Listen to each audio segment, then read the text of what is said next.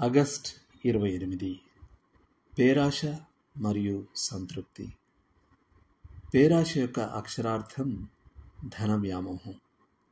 కానీ దేని పట్ల అతి వ్యామోహానికైనా అది వర్తిస్తుంది.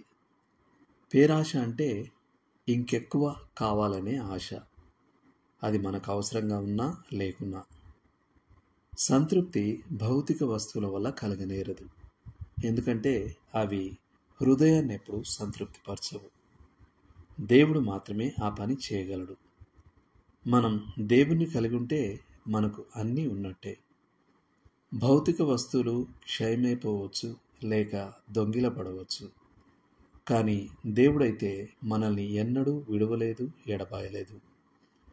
ఈ వాగ్దానం మోషే తదనంతరం అతని స్థానంలో యెహోషువ వచ్చినప్పుడు అతనికి ఇవ్వబడి, మనం ఈ వాగ్దానాన్ని సొంతం చేసుకునేలా యేసుక్రీస్తులో నెరవేర్చబడింది.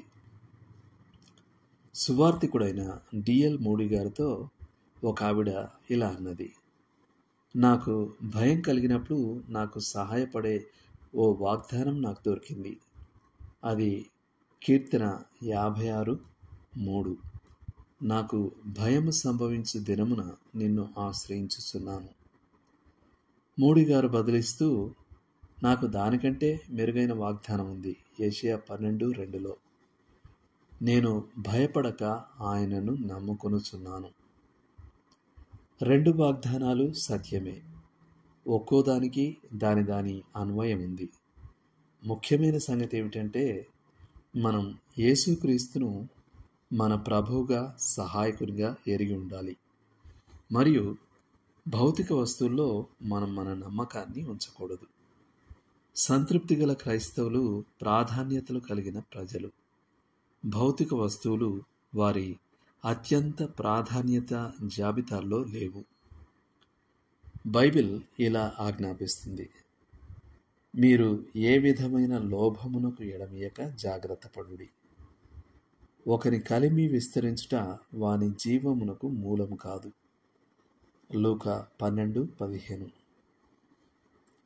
మరింత అధ్యయనానికి హెబ్రీ పత్రిక 13వ అధ్యాయం 6వ వచనం, కీర్తన 118:6, ద్వితీయోపదేశకాండము 31వ అధ్యాయం 7-8 వచనాలు, యెహోషువ 1వ అధ్యాయం 5 మరియు 9 వచనాలు, మత్తయి సువార్త 28వ అధ్యాయం 20వ వచనం, అపోస్తలుల కార్యములు 18వ అధ్యాయం 9-10 వచనములు. చేయాల్సిన పని: మీకు నేడు భయాన్ని కలిగిస్తున్న 5 విషయాలను రాసుకోండి. ప్రతి విషయాన్ని దేవుని చేతిలో పెట్టడం అనే ఉద్దేశపూర్వకమైన పని చేయండి. దేవుడు మిమ్మును దీవించునుగాక. ఆమేన్.